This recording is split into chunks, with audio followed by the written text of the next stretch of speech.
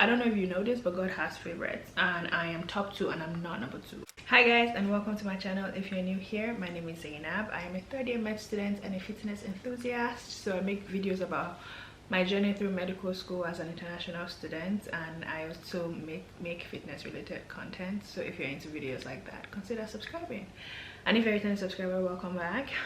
I honestly don't know what I'm going to title this video yet. I just have a lot of things that I kind of wanted to talk to you guys about since my last video. Since I've been gone for so long, I didn't want to just come back to this channel without explanations as to why I was gone. But this isn't necessarily a life update at the same time. It's more of me, I don't even know. I don't know what to title this. I guess a girl chat or something. I literally don't know how. But so for the past couple of months, I have been battling this question of have I made the right decision with my life, essentially. Is medicine worth it and stuff like that. So over the past couple of months, I've kind of sought answers, if that makes sense. And honestly, my truth is I feel like I made the right decision for my life. I wouldn't want to do anything else with my life right now. I love where I'm at. I love what I've done with my life so far, and medicine is worth it for me. However, I kind of wanted to share with you the questions that I've been having and how I kind of came to a bit more of a resolve, if that makes sense, with the questions I've been having. And hopefully it resonates with someone out there if you're in pre-med or in medical school as well. Just hopefully this helps in a way, because I know a lot more now that I'm in the hospital setting. I know a lot more, I guess a bit of more the behind the scenes of just practicing medicine in America and the journey of just becoming a doctor in America. So kind of wanted to share that with you. And also because I haven't posted on this channel for so long, almost 3 months now, I kind of wanted to do a bit of life update with you guys. I don't want to call it a life update necessarily, more of a recap. Like I said, for the past couple of months, I've been just questioning everything. Did I make the right decision for myself? Why did I get into medicine? Why did I put myself in this situation? The questions typically come from I guess different aspects, if that makes sense. So the biggest one was the financial aspect. Studying medicine in America is not it's not cheap. It's very expensive, and for the most part, most people get into debt, 6 figures debt, trying to study medicine, trying to be a medical doctor in America. And I think one of the times that I felt why did I do this? Actually, I was on the phone with my mom. I was crying. I was trying to find a co-signer for my loan, and it was just one of the hardest things ever. It was just a very tough season in my life this year, honestly, and I'm very grateful God came through, as he always does. But it was very difficult. And also just now knowing that before you start making big money as a medical doctor in America, oh my goodness, it takes a good while. It takes a minute. Okay, you have to, first of all, you complete medical school. That takes 4 years. Most people don't work while in medical school. Some people have side hustles social media and stuff like that, but most people don't have work during medical school. So you accrue 6 figures debt in medical school, and then when it's time to, and when you start working, you have to absolutely have to. In America, you have to do 3 to 5 years of residency, 3 to 7 years of residency, actually, depending on the specialty you go into. And for some people, they also go into fellowship, which is basically trying to sub-specialize, so getting even more specialization after that. That could take another 1 to 3 years of that. And during this time of residency and fellowship, you're barely making ends meet. You're just struggling. There was this story that I heard of a resident in Florida that was making about $36,000 a year after tax, and she could barely make rent while also pay off the debts that she's accrued over the years of medical school. So she was living in her car for a very long time. That is a medical doctor. Technically, she's a resident physician, sure, but that's a medical doctor that is responsible for patient care, that has gone through school and has just devoted a huge chunk of her life to medicine. and they could barely make rent. That was, when I heard that story, that was, I actually heard about the story in my second year. I freaked out. I freaked the fuck. I remember calling my brother, I was calling my mom and my dad, and they were just like, girl, no matter how much you make, we won't make that happen to you, don't worry, we'll catch your back. But yeah, things like that, I just had me thinking, like, you don't make, literally, like, the best programs, you still don't make 6 figures. Like, in the best programs, in the best cities, in the most competitive specialties, you're not making 6 figures. You're barely ever making like high 5 figures, if that makes sense. So, and that goes on for a long time, and you still have this debt that continues to accrue interest, and you're just like in the negative, in the red for a very long time. And I remember just thinking, like, before you start making big bucks, like, bruh, the things you want to do with money, the things you want to spend on, like, you want to spend your money on, like, would you still be interested in them? Like, you also want to prioritize getting out of debt and stuff like that. So, like, financially, long term, I don't even think it's worth going into medicine for. Like, you don't necessarily, you shouldn't go into medical school or medicine, or trying to become a physician in America specifically for the money. It's absolutely not worth it, big term. Like, there's so many other things you could do to make so much money, if like money is your motivating factor. I found out later that actually I just actually like this thing. Money will be good, getting like compensated appropriately would be fantastic, actually, especially during the resident years, where you are, when you need it the most. Like, people are just starting their life during that time. Like, people are getting engaged, starting a family during that time. Like, it would be nice to make enough money to take care of yourself, and also pay into the debts that you've been accruing over the years, if that makes sense. But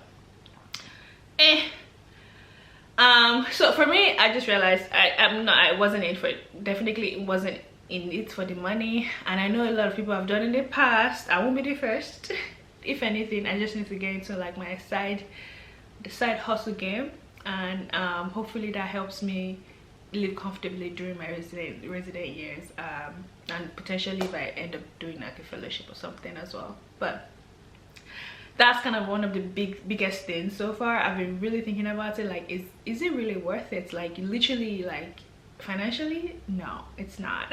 Don't, if finances is your main, like, if the money aspect is your main goal, like, it's so attractive to Google how much like a orthopedic surgeon makes. Like, they make freaking 500, 600 a year. That is so attractive to see. Like, it's like, bro, I want to do that. But do you know how much debt they already have? Do you know how long it would take for them to get to the point where they make that much money? A very long time. Okay, medicine is such a delayed gratification field. Like, you have to be patient and just keep pushing and pushing and pushing, and you have to always find a why that doesn't necessarily solely involve the amount of money you'll be making eventually. So that's my 2 cents on that. The next thing was, like, for me personally this year, I battled a lot with imposter syndrome. And the crazy thing is, everyone that I've spoken to, every single one, my classmates, the residents, some attendants, everyone has literally, like, everyone feels like an imposter at some point during their journey through medical school, or just during their journey through medicine in general. Like, everyone always feels like they don't belong here. Everyone always feels like, everyone is just always, at some point, will feel like maybe this isn't meant for them. Like, you just constantly battle with that internal voice of like, you shouldn't be doing this isn't meant for you. It's very, very rare to find some people that are just like, they just feel like they're naturally born for this. Like I said, everyone kind of deals with imposter syndrome, and I felt a huge wave of that, like, recently, in past couple of months, since I've been having all of my rotations and everything. And I just have to constantly remind myself, like, I'm learning, I'm getting trained, I'm getting evaluated, and I'm receiving good feedback from my evaluation. So long story short, I would not have gotten this far if I wasn't meant to get this far. Okay, so that's kind of how I deal with that imposter syndrome. Like, first of all, knowing that everyone else goes through it, and it kind of builds character.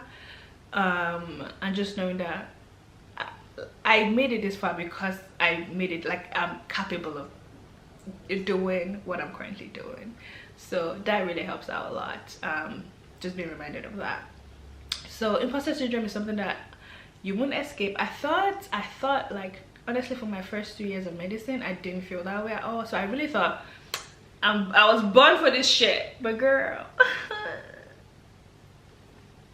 I felt it. I didn't escape it. I absolutely did not escape that. Like, I feel like I sometimes still feel like an imposter, but I think the more I kept like just learning, and honestly over the last couple of months, I've been able to have more confidence in how I approach things and how I, you know, see my patient, talk to my patients, and also like the way I think about treatment plans and stuff like that.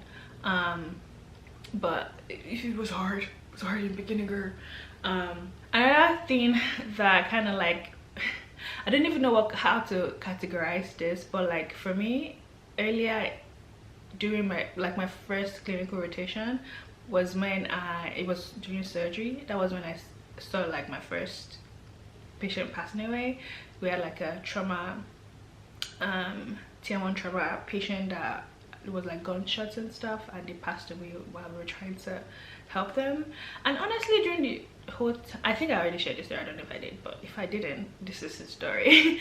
During the time of like just seeing how everyone was working together to try to help this patient, I felt like I was learning. Like, I didn't feel like, you know, I didn't feel emotional in the moment. Like, I was just learning and seeing how things are going, and I was helpful in the ways that I could be. Like, when they need something, I know where it's at, I try to find it, and I, you know, helped in that way. But I barely helped, honestly, because I, again, didn't know much. It was my first rotation I ever had. But I basically broke down after we left the patient. I broke down when I heard like one of the doctors, one of the surgical resident, break the news to the parents that, well, we lost your son, your child. And I heard them wail. Like, I heard them wail, and honestly, I just started crying, like boo-hoo crying, girl. No one could console me. The resident that was with was just like tapping my back. She was like, you're gonna be okay. I know it's so tough. And then I spoke to like the chief resident at the time too, and she was just like, oh, is this your first death? Oh girl, sorry, go home. I went home and I was still crying. It was so tough. I would never forget this patient's name. Like, the story, I just remember it was so bright in my head. Like, I would never forget. And over the months, I saw, again, like, it's almost inevitable, I saw several deaths as well. And I remember just questioning, like, well, what is the point of medicine if everybody's gonna die? I sound dramatic, but like, we saved significantly a lot more lives than we lost. And the losses are typically, literally, there's nothing else that could be done. But in my head, I was like, what is the point of medicine if you can't save everybody? And I remember crying about it. I remember there was a specific patient that made me cry about it as well. And I went on like a 10-mile run, and it kind of dawned on me, like, I felt a bit attached to this patient because like I had like an aunt that died of cancer, and like I just kind of like I just had an attachment issue essentially. And I had to realize that big picture, sometimes like literally there's nothing that can be done. Like, literally there's nothing, no matter how hard you try, there's nothing that could be done. And big picture, we save a lot more lives. We help a lot more people, like significantly. Like, medicine is doing what it's meant to do. But during that time where I cried, girl. But I guess I say all of this to say that there is a certain level of like just growth that I've been experiencing. And I want to share this last story of like my patient that I had during my week in the ICU, my rotation in the ICU. And this patient, never met them, never met them. Well, not never met them, never spoke to them, because they came to the ICU like intubated, already intubated, and just like paralyzed and sedated. So like I never had like a conversation with this patient, but I had conversations with their family, and they were the sweetest, nicest people ever. Like, people flew in to see this patient. Like, you could tell that this patient was loved like correctly, and this was amazing. However, this patient's prognosis wasn't looking very good. For them to, I don't want to get into specifics because of HIPAA, but for them to get like extubated and potentially like awaken and stuff like that, there's so many things that has to be in play. The things that needed to be in place for them to progress into extubation wasn't happening as it just wasn't looking as good as it should be looking. And I remember, again, this is another patient I got super attached to. I have attachment issues, okay? But I'm working on it. But I just felt like this patient is gonna be fine, or at least I wanted them to be. Like, I don't know if I could have handled another death. Bro, the ICU, which makes sense, it's the intensive care unit, but like, bro, it was intense during that month. I just felt like this patient is going to be fine. I don't know what it was, I just felt it, like this patient is going to be fine. I don't know if I just got attached to their family or stuff, I just felt it. And like on a Thursday, or was it on a Wednesday night or something, I felt in my spirit to pray for them. I just felt like I should pray for them. And if you guys don't know, you should know, I'm God's personal PA. I'm very proud of the woman that I am when it comes to my relationship with God. It's very, very, it could be stronger obviously, but like, I'm God's personal PA, okay? I don't know if you know this, but God has favorites, and I am top 2 and I'm not number 2, okay? But like, God's personal PA, right? So I felt to pray, like, because I felt very confident that this patient was going to be fine. I just felt it. All I hoped for it, I don't even know, but I felt like pray for them.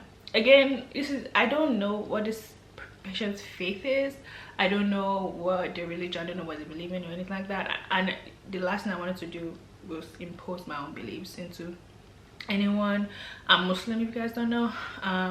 But throughout that day, I just said like mini prayers outside of the patient room. Obviously, again, I don't know what they believe in and stuff like that. I said mini prayers, and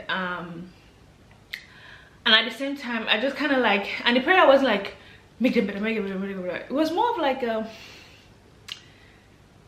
just actually there was a bit of like, make this patient better, but like it was more of also like, let everyone come to peace with what's going to happen when, if it's inevitable that this patient is going to pass, let everyone come to peace with that. And over the next couple of days, like the patient's family spoke with like hospice and palliative and stuff like that. So I wasn't liking the direction, but I was accepting that if that's God's will, and we are doing everything, you know, that the family wants, of course, but also, but like best for the patient and stuff like that. And long story short, on a Friday, the patient was successfully extubated and awakened.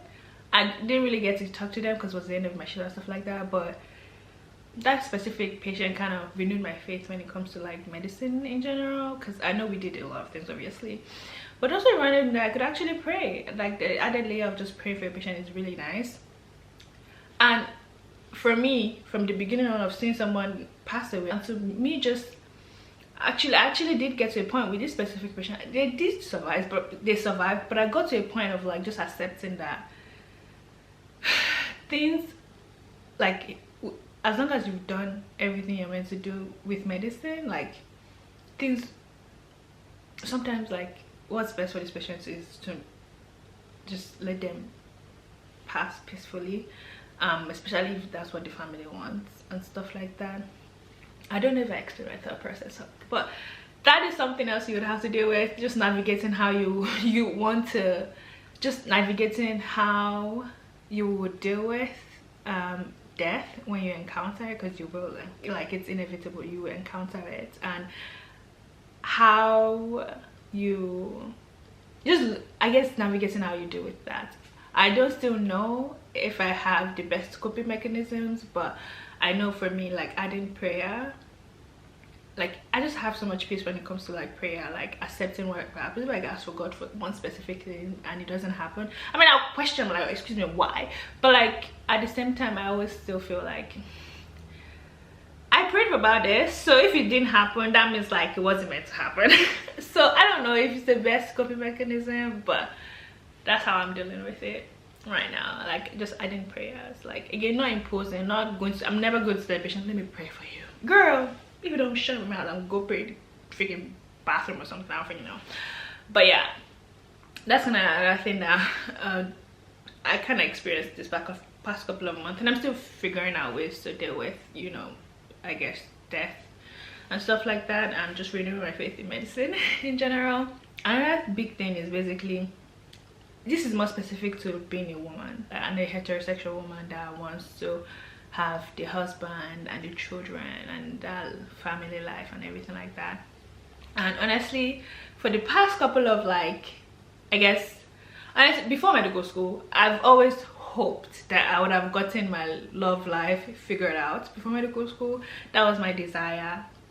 God had other plans, and that's okay. And then even when I started medical school, I was just like, I'm not interested in dating like another med student. And I always make jokes about it, but I'm not interested in dating another med student. I'm not just interested in dating anyone that is in healthcare, anything like that. However, I have noticed, specifically like in my hospital, and also just being more into like the medical social media spaces, so like on Twitter, med TikTok, med Instagram, all those things like that, I realize more often than not, like a lot of like physicians end up with another physician. Like everyone in healthcare kind of end up with each other, if that makes sense. It's giving very much big incest vibe. But like everyone in healthcare kind of like end up with each other, and I guess I'm not as against it as I was before, but it was just something that I noticed, that you are more likely to end up with another physician, which makes sense because like you spend a lot of the time, it's very much Grey's Anatomy, but like not, I actually don't know because I never watched it, but like a lot of people kind of use that reference. It's very much Grey's Anatomy for some people, but what I've noticed is like a lot of my classmates kind of like end up with each other, or like they already have their own relationship before medical school, which again, jealous. But also, and like most residents that I speak with are either married to another resident or like dating another resident. Like everyone is kind of intertwined, like everyone is kind of like married to each other. You're married to a nurse, or like, and it makes sense. Again, like I said, it makes sense big picture wise. Like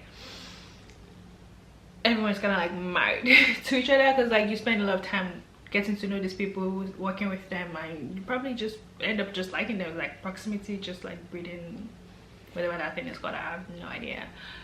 But it's another thing I've noticed. Like I guess my biggest advice would be, if you don't want to end up with someone in healthcare, which is going to be very tough. Like dating someone in healthcare is very tough. Like it can get lonely because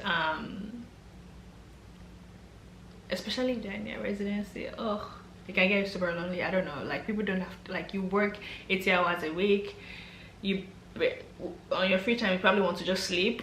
It's tough, right? So my biggest advice would be, have your love life settled before then. Maybe even if you and your partner end up going to medical school together, end up doing residency together, at least you have each other and it's nice, it's cute, it's whatever. But if not, be more open. Don't be like me. Be more open to actually dating someone in your field, like, because that's probably highly likely. Like I've seen so many people, like attendants, a surgical attendant having like a OB/GYN attendant like as their spouse. It's just everyone is married to each other. And it works better. Like I feel like I've noticed in situations where like if someone is divorced or something, is from marrying someone that isn't in healthcare. Like I feel like someone in healthcare is because it makes sense, because they will understand more about like the time consuming aspect, and also like the emotional and mentally draining aspect as well, because they are going through it as well. But someone that isn't necessarily in healthcare, I feel like they can understand.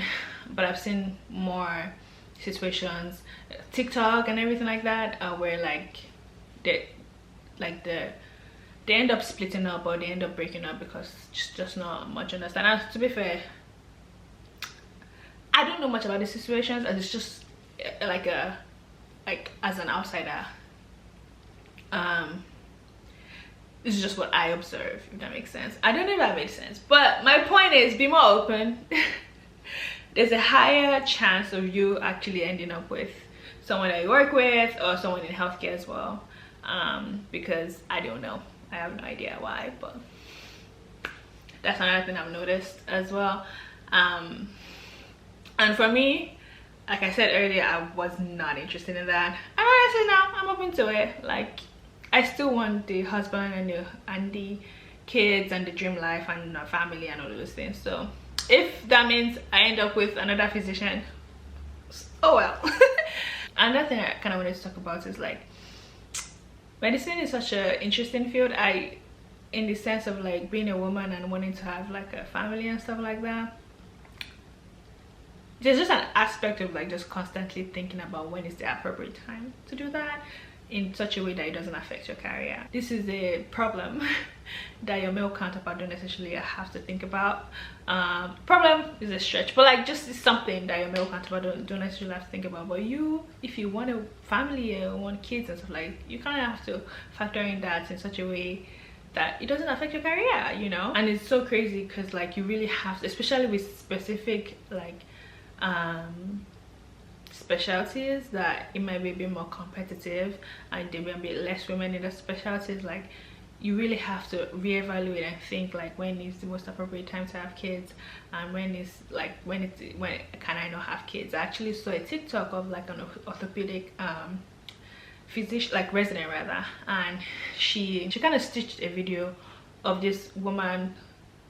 She was also a resident, I think she's like a derm resident or something like that, talking about how people don't talk about how women in medicine become like what's the word she used, like have fertility issues or something like that, I think.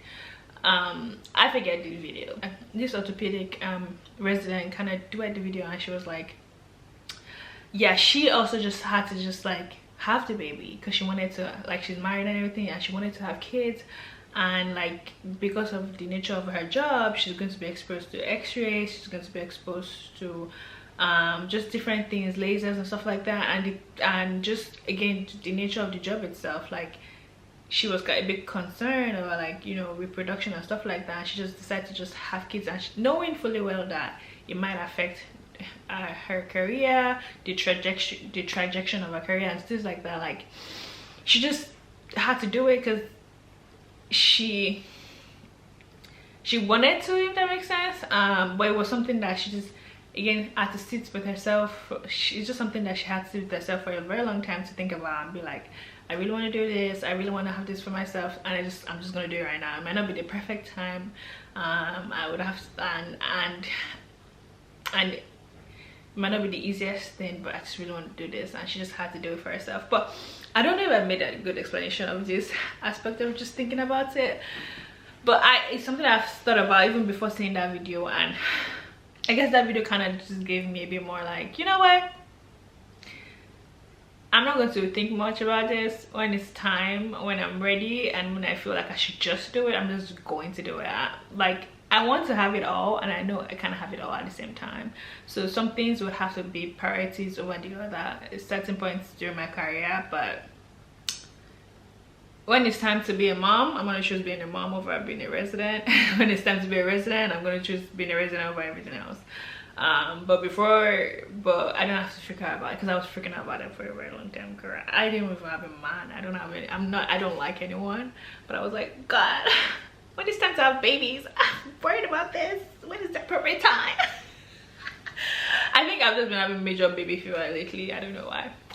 But yeah, that's another thing I've been like thinking about. And honestly, people have done it in the past. Orthopedic surgery, residency, that's hard work. And for her to like just continue to do it while pregnant, and anything is possible. I feel like that was like confirmation for me from God. When I was stressing out about this, the video was a confirmation for me that don't worry, girl, when it's time you figure it out. But which like things I kind of talked about, like big picture wise, you know, money, don't do it for the money. If you can have your love life figured out before med school, girl, do that. And you don't have to worry about situations that haven't happened yet. Okay, you'll be a mom if you want to be a mom. You choose the best time for yourself. Always choose yourself over anything else. Choose the best time for yourself, for your family, and for your life goals and plans. Like, career is always going to be there by the grace of God. Your career is always going to be there, but choose what's best for you and your family, honestly. And yeah, medicine is fun. It's worth it. It's big, like significantly worth it, because you're helping people, saving lives, just helping people feel better, helping people, like, even if it's with your words, you're helping people feel better significantly. So it's worth it. I highly recommend. Apply for the loans, you'll be able to pay back eventually. I think medicine is worth it, like big picture. I'm very happy about my decision, and I feel so much peace with what I've done. But now that all of that is out of the way, girl, where have I been since my last video, which was like internal medicine vlog? I have been vlogging, which is crazy. I just haven't had time to like edit them. I haven't had time is the wrong word. We'll get into why. But I haven't edited them or posted them or anything like that. I just ran away from social media. So since the last vlog, like I said, I had my peds rotation, which was great. It was fun. The highlight of my ped rotation was when a mom tried to infect me with hand, foot and mouth disease. But never forget that. But it sounds worse than it actually was. It wasn't that bad, but it was a great rotation. Lovely, loved it. I also got a new car. Remember in my 50 random facts about me video where I told you guys about my car? Well, I was meant to use that car throughout medical school and even sometime during residency as well. But yeah, no, she stopped working. She just stopped working during like my peds rotation. My car just literally stopped in the highway. Like, it was so scary. I told it to my mechanic and he was just like, yeah, you need twice as much as the cost of the car to fix the car. So I was like, I'm not doing that. My dad told me sell the car, so I sold it actually 2 days after the whole thing happened. And I think within and for like 2.5 weeks I kind of used like a rental, and bro, it was such a hard time because I was trying to find a car. And because I'm a girl, I'm a woman or whatever, people are just trying to scam me. It was so hard. I was like, I just need a car, and I'm tired of paying so much on rental right now. Like, I paid so much money on that rental. Like, depressing times, honestly. But thank God, alhamdulillah, I bought a car. Beautiful car, love her. She's my babes right now.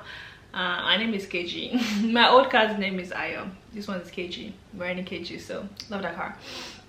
That happened, and then I had my neuro rotation, which was really cool. I actually vlogged a lot of that as well, and I just didn't post. It was cool. It was very chill rotation. I learned a lot about neurology. Very scary, the brain, oh my god. But very fun as well. I had great residents, and it was a sweet time. And then after that I had my ICU rotation, which I just completed. Again, great time, lovely. Great like learning experience, also very mentally draining because it was very like intensive care units is actually intense. Who knew that intensive care units is intense? Okay, who knew that? Like, everyone was either like intubated or like just fighting for their life. It was trying times, but I learned a lot from during that time as well. It was great. It was really good learning experience. I loved people, my like classmates that I worked with during that time. Was great.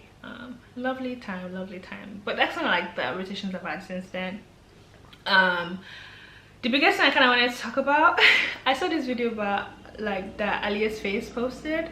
She mentioned about like just feeling lost in that video, in her video, and I kind of resonated so much with that. This year, I don't know how it happened. I don't know when it happened. I don't know the specifics, but I just lost something. I don't even know how to explain what I lost, but this year was very tough for me. 2019 stays the worst year of my life, and I pray it remains that way. I pray no year ever beats that year.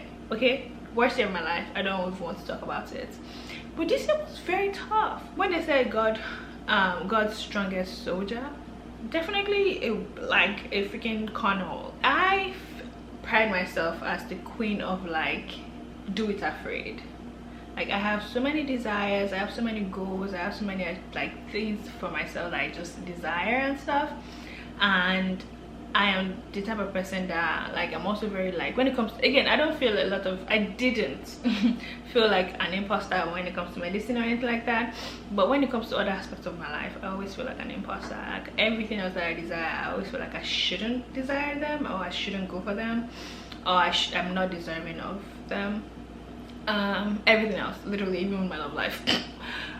That's another tip for another day. But like this year, literally, I don't know what it, but like my thing is, I'm always going to go for them. I always still do it afraid. I always still just show up, like, especially because for me, I will pray about it and I will just do it, and if something good comes out of it, I know that God wants that for me, and if nothing comes out of it, I know that God doesn't want that for me, right? But this year, I don't know what happened. I don't even know when. I just went into like a hole and I couldn't like dig myself out of it. Like, I don't know how to explain it. I just went into hiding. I lost the map on how to like dig myself out of the hole. I just became so afraid to make a move, to do anything, to say anything. Like, even sometimes it shows up in like talking to like residents. I just become so shy. I mean, I'm naturally a very shy person, but like I don't know how to explain it, and I think it's even more specific for like social media stuff and my other desires outside of social media or medicine. Like, I just became so like scared to the point where I was just hiding, and I was just hiding in my little, like just in my little bubble, just remained in that hole. And the biggest thing was like I lost the map. I lost the map on like how to just find my way out, and just do it afraid, continue to do it afraid. And I don't think I realized I was doing that for a very long time, especially because there is always the medical school excuse. Like, I can always say that, well, I couldn't do this because I didn't have time to, I couldn't think about this because I didn't have time to pursue medicine. I can always do that. There was that excuse, so I didn't realize how much of like a hole I was getting into. It was just how much of myself I was hiding even more because of that excuse that was readily available for me, and also very valid, if that makes sense. However, girl, I just now realized that I've just been I've just been feeling very scared to do anything, to make any move, to say anything. I've been scared to just do, literally, just been a scaredy pants, okay? And it's been tough. It's been tough, and I didn't even realize that was happening until like literally a couple of days ago when I watched that video from Alia's face. I was like, girl, why does that sound like me? But like not really, because she was talking about something totally different. But it just gave me the epiphany of just like, I've been scared to do anything. I've been terrified, like I've been frozen in one position because I've been scared. When this happened, how it happened, I don't know, but I'm glad that I realized that now, and I'm going to just, my goal for 2023, girl, it's over. By the time you see this video, it's the last day of the year. My goal for 2024 is to just do it, build the habits that I had built over the past couple of years, where I was able to just do things even while terrified of doing them. I'm just going to go back to the drawing board and just start from fresh, start afresh, start anew. Start from a clean slate.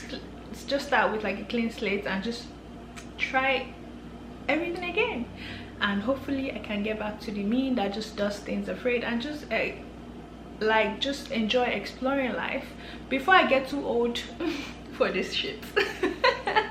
But yeah, that's kind of like why I feel like I've also been very inconsistent. Like I lie to myself, not to you guys, to myself, that I don't have the time.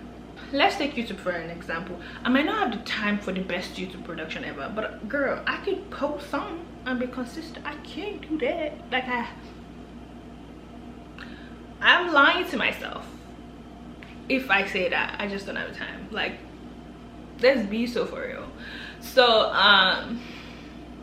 the goal for the year, the new year, is to just learn to do things afraid again. Learn to do things even when I am shaking in my boots and fearful of just what's to come. Just learn to do things, because I enjoy the things that I enjoy.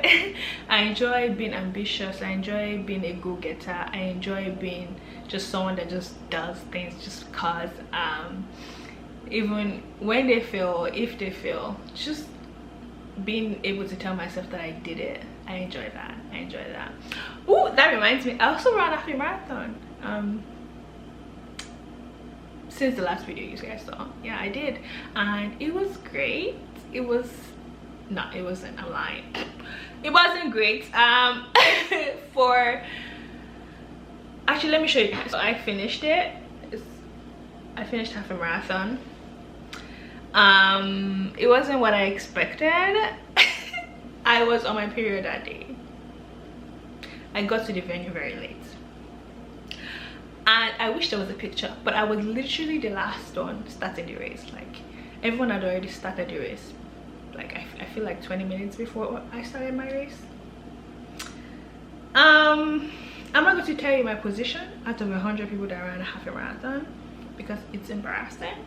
However, just to give you a perspective, the winner of the race ran 13.1 miles in 1 hour 18 minutes, and I ran 13.1 miles in 2 hours 30 minutes. So double. But he ran it at. But I'm so proud of myself that I did that though. Like, that's something that I wanted to do and I did it. That's my personality.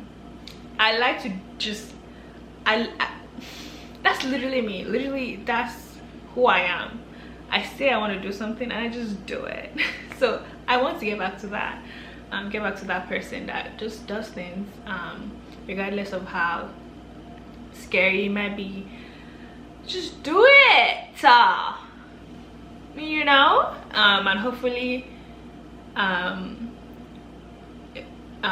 hopefully that builds more confidence in myself, but also just builds, like, for me, businesses that makes me money.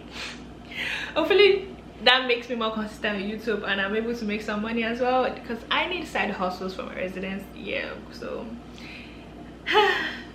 we're hoping for the best.